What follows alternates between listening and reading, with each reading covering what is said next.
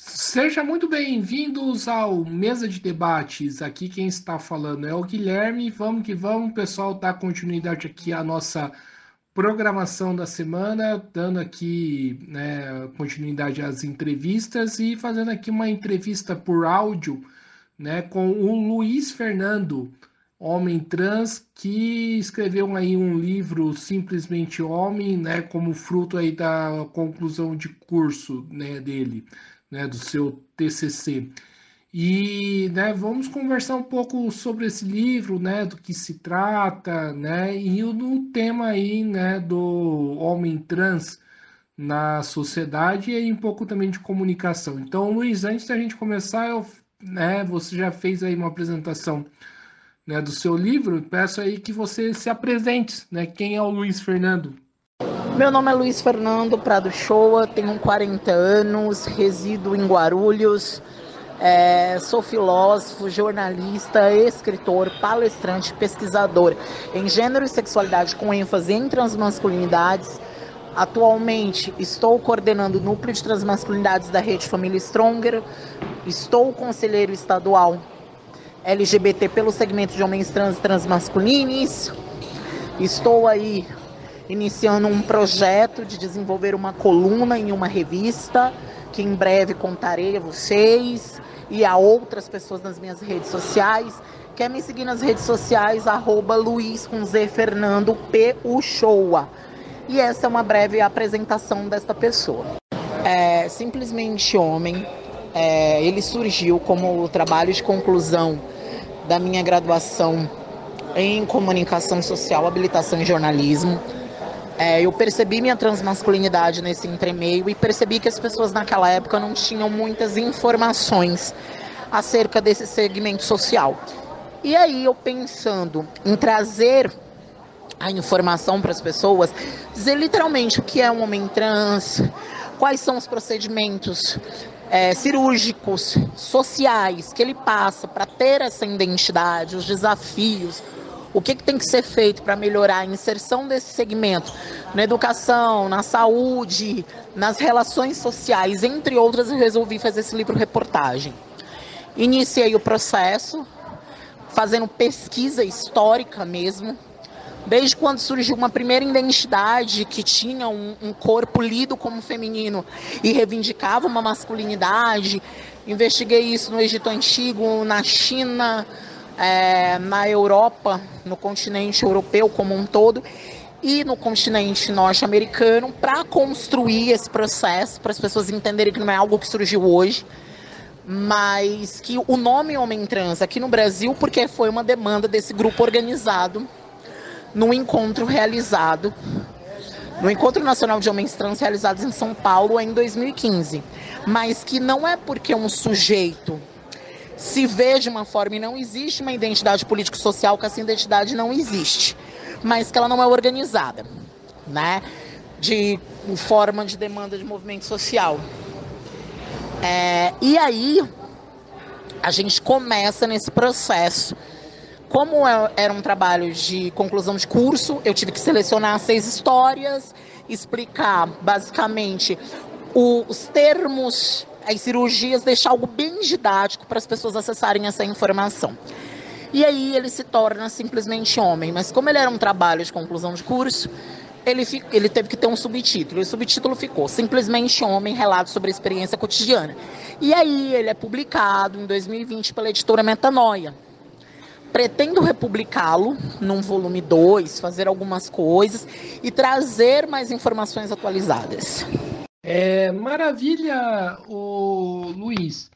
E Luiz Fernando, né? Como que você avalia o tratamento aí da comunicação, e principalmente aí da grande imprensa, em relação ao tema do homem trans, né? Porque parece que ele não é visto, né? Dentro aí da comunicação, dentro aí do debate público, né? Imposto aí pela grande imprensa. Eu diria que o tema ele ainda necessita expandir a questão da desconstrução dos estereótipos dessa transmasculinidade, porque o que a gente percebe? Que ainda tem mitos de que o homem trans é uma pessoa que se percebe logo cedo e de que vai ter uma leitura 100% masculina e que vai ser heterossexual. Isso não é verdade. Tudo bem que passou na força do querer o Ivan, um homem trans homossexual, mas ficou muito confuso, porque as pessoas, na época, por mais que o tema homem trans estivesse um pouco mais elucidado do que em 2000, do que em 2016, as pessoas não conseguem separar essa questão de que o homem trans, por mais que tenha uma aparência masculina, ele ainda tenha os órgãos internos, como útero e ovário, e de que ele pode ser pai, tá? De que ele pode ser pai e gerar seu filho, assim como o cavalo marinho, que é o macho que gesta. E na nossa sociedade se tem uma construção de que aquele que gera, aquela pessoa que gera é uma mãe. E aí a gente tem uma série de entraves e de problemas para a sociedade compreender de que a pessoa que tem útero e ovário, independente da sua identidade de gênero, ela vai parir. E de que como ela se coloca é que vai definir o papel social desta pessoa na vida dessa criança. E a gente tem uma expectativa de que esse homem trans, ele vai ser musculoso, ele vai ser branco. Por mais que a gente tenha tido representações de um homem trans negro numa novela das 6, ou enfim, mas são representações muito pequenas ainda. A gente não teve um homem trans.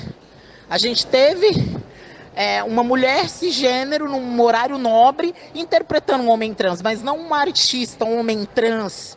A gente teve o Léo Moreira Sá na série O Negócio, que ficou algo muito estereotipado, no sentido ele foi mãe que se transformou em pai, e fica aquela confusão. Vem cá, a gente quer mais homens trans e transmasculinos ocupando a mídia, não só na questão de novelas, filmes, mas a gente quer esses caras produzindo, esses caras escrevendo, esses caras colaborando de fato para as pessoas desconstruírem esse estereótipo de um homem trans universal, que existem várias leituras de homens trans e transmasculinos, que isso fique bem evidente. Nem toda pessoa inconformada com a sua cisgeneridade é um homem trans. Pode ser um transmasculino, que reivindica uma masculinidade mais neutra, e tá tudo bem. E reivindica uma expressão de gênero um pouco mais efeminada, e ele não deixa de performar a masculinidade. Então, essas coisas precisam ser evidenciadas. Por mais espaço que a gente hoje tenha na mídia, é um espaço aquém do que necessitamos. E, Luiz, você falou aí no começo da sua fala, né, dessa desconstrução. E como que a comunicação pode fazer isso? A comunicação, ela pode fazer isso garantindo oportunidades profissionais a estudantes e profissionais transmasculinos, sejam homens trans ou transmasculinos, garantindo uma inclusão de fato nos seus processos seletivos. Porque assim, a gente sabe que as agências de comunicação, de publicidade, hoje que fazem esse trabalho da comunicação, não mais a história jornal ou revista, hoje são portais, hoje a plataforma de comunicação ela é mais digital do que a física que tínhamos antes. Então, essas mídias precisam se atualizar para pensar processos seletivos mais inclusivos para acolher sujeitos homens trans e transmasculinos. Desde na ficha de admissão ter o campo de identidade de gênero homem trans transmasculino, pensar, por exemplo, em garantir auxílio no processo transexualizador, com cirurgias, questão de acesso ao hormônio para quem assim desejar, pensar na política de licença paternidade para quem quiser gestar, criar manuais de conduta com relação à temática, que os grupos de diversidade não sejam só compostos só pela questão LGBT, que favoreça a participação de pessoas trans, e que também as universidades pensem em estratégias para ter disciplinas de gênero e sexualidade, não somente uma carga horária mínima, mas pelo menos um ano, para esses temas serem abordados pelo profissional de comunicação. seja em jornalismo, relações públicas, cinema e entre outras áreas correlatas aí da comunicação. E Luiz, né, você é um cara que, né, pelo que me consta, mexe também bastante com a questão da política públicas, né, em relação aí à população LGBT e principalmente a questão trans. Como essa falta de comunicação, né, da grande mídia, dos debates, afeta no planejamento aí de políticas públicas? Afeta a partir do momento que eu não tenho um local para acolher homens trans que necessitam de cuidado para sua gestação, aqueles que optam por gestar. Acesso à ginecologia de uma forma mais inclusiva. O que eu tenho hoje são coletivos, são iniciativas muito válidas, mas que não são expandidas por suas limitações, porque são coletivos e não uma política nacional pro acolhimento do homem trans no ambiente ginecológico. Atrapalha no sentido de pensar que só existe um tipo de homem trans até para o acesso ao mercado de trabalho, porque vão querer um homem trans que já tem uma leitura masculina, que já tenha um nome retificado.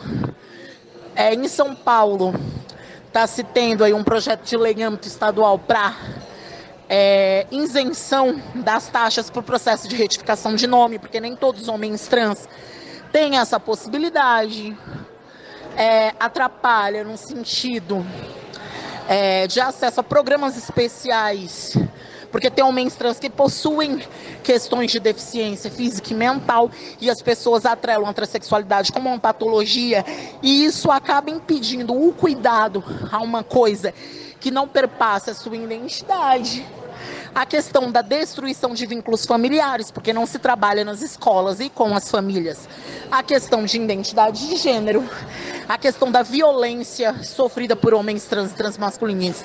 Quando alguém percebe que eles são homens trans, existe o estupro dito corretivo, que é algo lamentável. Em assassinatos violentos, porque a sociedade não consegue encarar que aquele corpo tem direito a manifestar a sua identidade. Então, assim, a falta de comunicação, a falta de políticas ampliadas, que é para isso que a gente luta, fazem com que essa população seja invisibilizada e algo que é invisível, eu não penso em políticas concretas de fato. E como você vê o tratamento aí da cidade de São Paulo, né, e também do estado, e a gente pode colocar aí também o âmbito federal em relação a essa questão e a esse acolhimento? Vamos lá, no município de São Paulo a gente houve um avanço no sentido da ampliação de oferta das unidades básicas que façam o processo transexualizador. A gente tem centros de cidadania que, mesmo com suas limitações, ofertem um cuidado multidisciplinar espalhado por diferentes zonas da cidade. A gente tem um programa Transcidadania. No estado, a gente tem a Lei 10.948, que pune no âmbito administrativo, infelizmente, instituições público-privadas que cometam transfobia, mas falta muito ainda. Tudo bem que no âmbito federal, municipal e todos mais, a gente tenha essa questão do decreto, de portaria, de nome social nas escolas, mas isso ainda precisa ser revisto, porque o Estatuto da Criança e do Adolescente não prevê amparo para uma criança e um adolescente dissidente de gênero que os pais sejam preconceituosos, e isso perpassa pela infância transmasculina, precisa de uma política amplificada no âmbito do Ministério da Educação para pensar na formação de profissionais que lidem com a questão escolar e universitária, para a questão de gênero e sexualidade, para esse ambiente ser inclusivo, essa pessoa ter acesso à sua educação como um todo. E a gente tem que pensar que a gente teve muitos avanços e muitas conquistas, mas a gente ainda precisa entender que é uma política que ainda precisa ser difundida no âmbito nacional. Pois a gente tem municípios e estados em que eu não tenho uma política pública de acesso à saúde, à educação, e isso faz com que muitos meninos tenham acesso a hormônios de forma clandestina e que o vínculo familiar seja rompido. E, na sua opinião, né, por que esse tipo de política não é difundido de maneira correta, né? O que está em jogo aí, né? É a questão do conservadorismo, é a questão do preconceito na sua avaliação?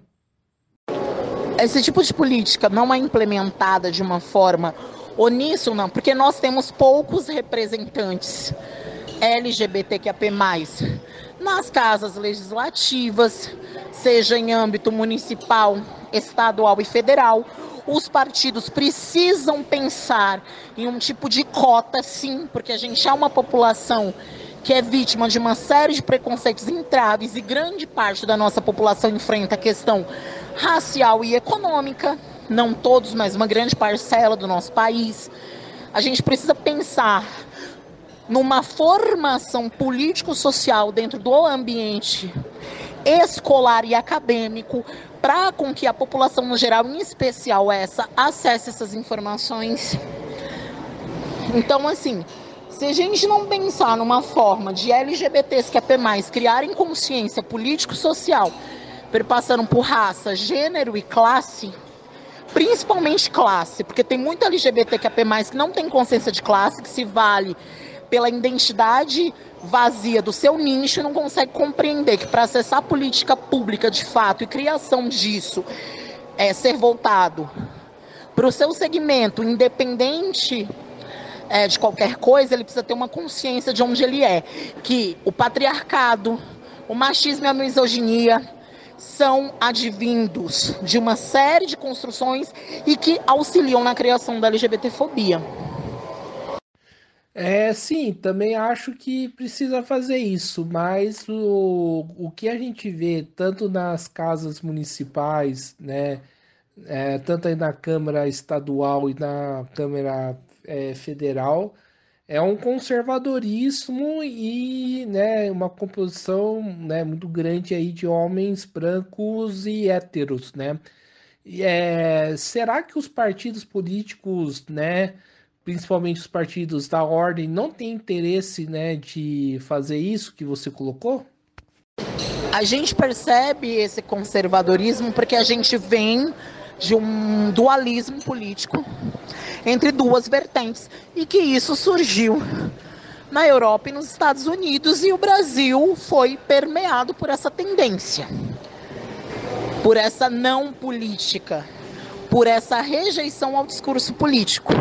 E isso derivou a essa banalização da política. E ao banalizar a política, eu banalizo o seu acesso e banalizo a pluralidade de ideias. E aí eu trago para a população que política é algo chato e que não vai fazer com que ela acesse seus direitos. Eu afasto todo mundo do ambiente da democracia, da amplificação de ideias, o debate, de se entender como tudo funciona. E isso favorece, em grande demasia, o conservadorismo. O que precisa mudar é como a imprensa, no geral, em todos os seus meios, retrata a política. E política precisa estar prevista nos currículos escolares. Se ensinar o que faz cada esfera de poder e como funcionam essas estruturas. E que a verdadeira Bíblia que deveria estar nas escolas chama-se Constituição Federal. E não coisas do âmbito religioso, dogmático, para alienar cada vez mais as pessoas. E Luiz, você tomou uma medida bastante bacana aí do seu livro, né? Qual que é a importância de escrever sobre isso, né? E a população trans escrever, produzir materiais, né? Sobre esses temas. A importância é gerar informação sobre quem são esse segmento social, suas demandas, suas necessidades, para desmistificar a desumanização que permeia por tudo aquilo que eu não conheço, que eu não me aproximo, e com isso estabelecer vínculos entre famílias, entre professores, professoras, alunos e alunas, desmistificar essa ideia que identidade é algo que não é construído socialmente, politicamente, e também tem um fator interno, e principalmente com que pessoas dissidentes das normas são produtoras de conhecimento e que essas histórias têm que estar gravadas para demarcar que a humanidade, ela dentro do seu principal fator comum, ela tem diversas nuances e que precisam ser respeitadas e documentadas e pautadas. Porque só com registro, com história, eu gero conhecimento, eu gero acolhimento e respeito às diversidades. É pensar que o conhecimento, ele liberta, ele faz com que eu humanize aquilo que eu desconheça e com que eu salte um degrau e rompa com essa ideia de que masculino e feminino está ligado a algo corpóreo somente, que é algo muito mais subjetivo, é algo ligado a outros fatores ao qual meramente o próprio corpo. É pensar que gênero vem de construções e que cada sociedade tem uma maneira de perceber isso e que não existe maneira certa ou errada, existem maneiras desse assunto ser percebido, compreendido e fazer com que as pessoas sejam acolhidas, respeitadas e principalmente acolhidas. Maravilha. E outra questão que a gente precisa conversar sobre esse tema a respeito da saúde pública e da especificidade, né, dessa questão para o homem trans, né? E como que você vê, né, toda essa discussão, né, do ponto de vista da saúde pública? Um dos principais fatores é que a saúde, dentro do seu processo formativo nas diversas áreas, precisa trazer a questão corpórea de pessoas trans, dos impactos hormonais no âmbito psicossocial, independente do desdobramento da medicina, que isto impacta nessa vivência, né? Na questão dos acessos, na questão de como esse corpo vai se constituir, de como essa pessoa vai receber determinadas medicações, de como vai ser a qualidade de vida dessa pessoa, incentivo de pesquisas em todas as áreas do âmbito científico, voltadas para a área da saúde, para a população de travestis, mulheres transexuais, homens trans e todas as demais identidades trans, e uma formação, tanto inicial quanto continuada, em questões de gênero e sexualidade e seus desdobramentos. Porque só assim a gente vai conseguir pensar em protocolos, em especificidades reais para essa população. Entendi, perfeito. Então estamos encerrando aqui com mais uma entrevista do Mesa de Debates. Quero aqui agradecer a participação aí do Luiz Fernando, né? Dizer que eu gostei bastante aí da entrevista, né? Espero aí receber o livro, né, que ele produziu logo aí nas minhas mãos, né? Gostei bastante, né? E passo a bola aí para ele novamente fazer suas considerações finais e fazer aquele famoso merchan, né, do livro. Eu gostaria de agradecer pelo espaço aqui no Mesa de Debates, Guilherme. Acho muito importante se trazer pesquisadoras e pesquisadores dissidentes que produzam conhecimento para as pessoas pararem de achar que nós somos a pessoa, que nós somos a pessoa assistida, a pessoa que tem que ouvir, mas não a pessoa que fala, que produz narrativas, e que isso só é uma questão de estereótipo, porque com oportunidade e com discussão de preconceitos, nós podemos produzir qualquer coisa em qualquer área do conhecimento e nós podemos contribuir de forma efetiva para a sociedade, ser um lugar em que todos, todas e todes possam realizar seus sonhos e contribuir para uma sociedade em pluralidade de ideias em todas as áreas do conhecimento. E eu gostaria também de agradecer as pessoas que nos ouviram, que busquem, que leiam, que consumam conhecimento de escritores, escritoras, sejam travestis, mulheres transexuais, homens trans, transmasculinos e demais identidades trans, porque só conhecendo outras narrativas, outras perspectivas, nós possamos alcançar aí um mundo em que a questão do outro não seja algo que me atinja tanto, que a afetividade do outro, a sexualidade do outro, a identidade do outro, a expressão do outro, não seja algo pautável para discriminá-lo, para violentá-lo e fazer com que ele seja excluído dos processos sociais vigentes na sociedade. E assim, amem as pessoas. Amem no sentido de que eu não estou falando para aquele discurso hipócrita para você sair por aí abraçando, beijando as pessoas. Eu estou falando, ame o conceito do humano. Se abra a possibilidade de conhecer novas possibilidades de vida. Aprenda, se possível, novas culturas através da gastronomia, de novos idiomas, de novas músicas, pois assim você consegue romper uma série de estereótipos que você tem.